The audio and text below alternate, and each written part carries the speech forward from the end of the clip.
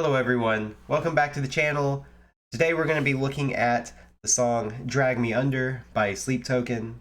It is the second to last song on Sundowning, which means we're rounding out the look at the Sleep Token trilogy. Almost done with it. It's been quite a wild ride. If you haven't been keeping up, I have reviewed the rest of Sundowning so far. I'll put a link to that playlist, probably as a notification up here in the corner, if you want to check that out. But without too much further ado here, let's jump right in. All right, let's go ahead and get started.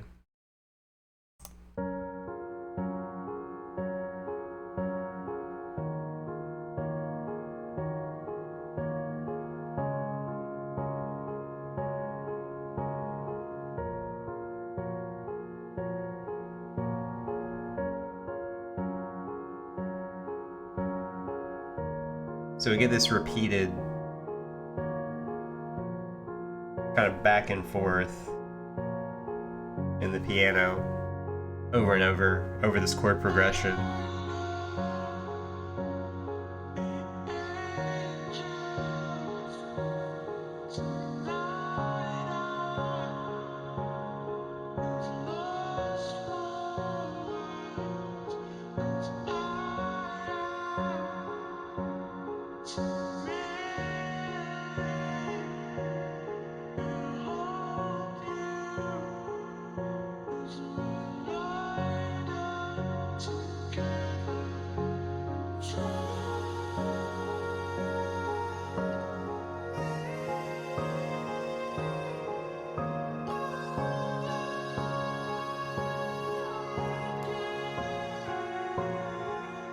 There's even more layers to the piano now. A higher register thing.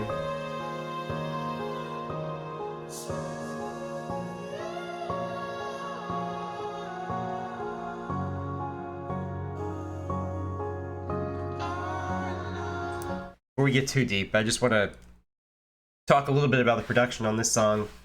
So, on the last song, Say That You Will, they utilize the idea of space in the mix. It sounded like we were in a giant room, and in this song, it sounds like we're, not even in a room anymore. This is just kind of like echoey is all get out in the vocals, at least.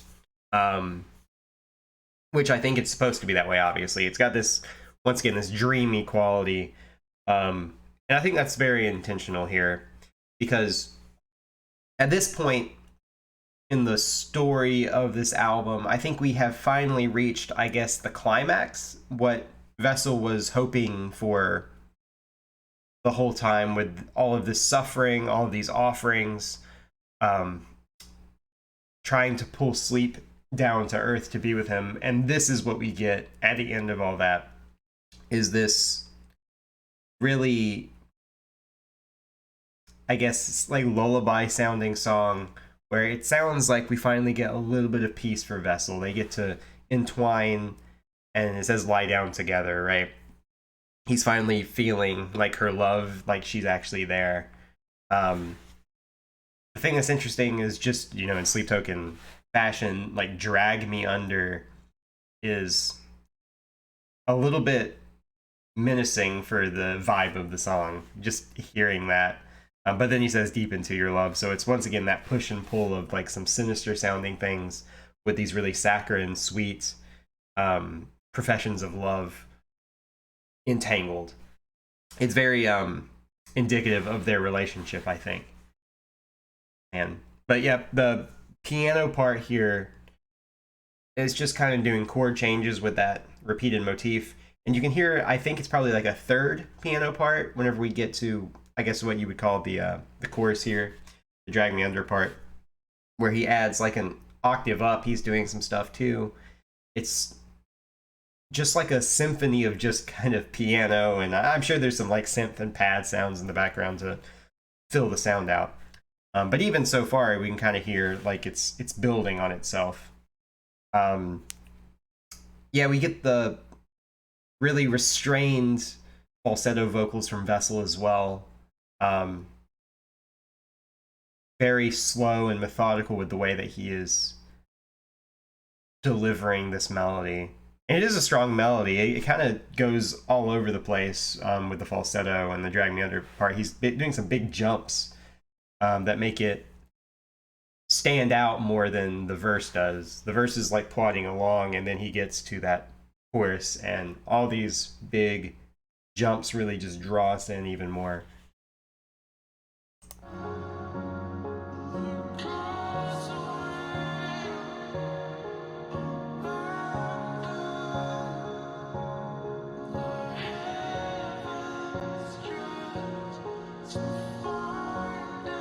We've added a harmony. He's doubling his vocals now.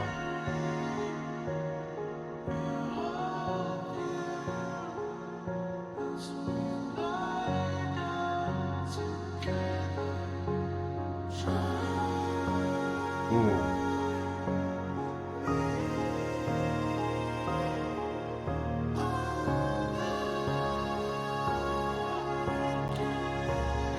Oh, it feels so much more full now.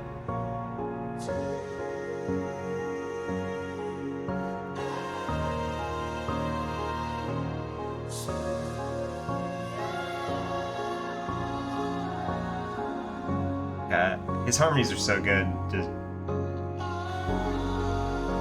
oh.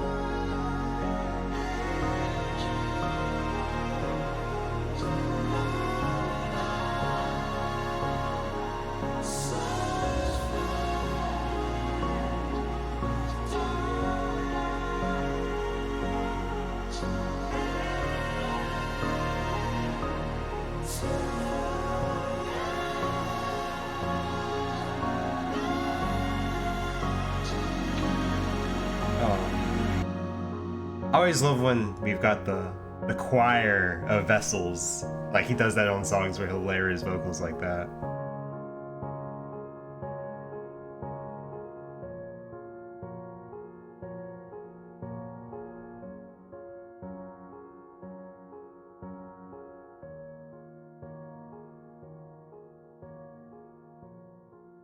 Got the intro, piano part just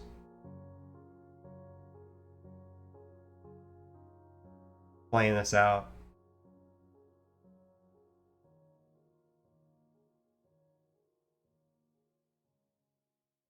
Wow.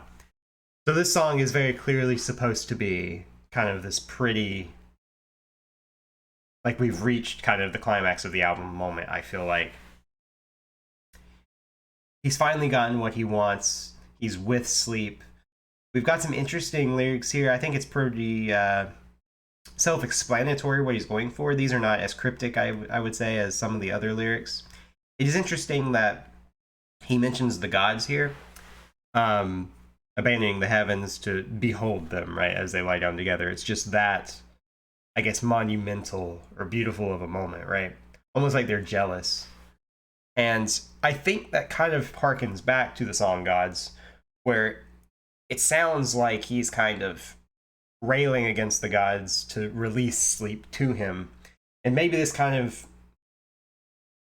goes over the internal motivations of why the gods would be holding her back. It's like them being together is something more beautiful than like heaven itself. It's like a jealousy thing.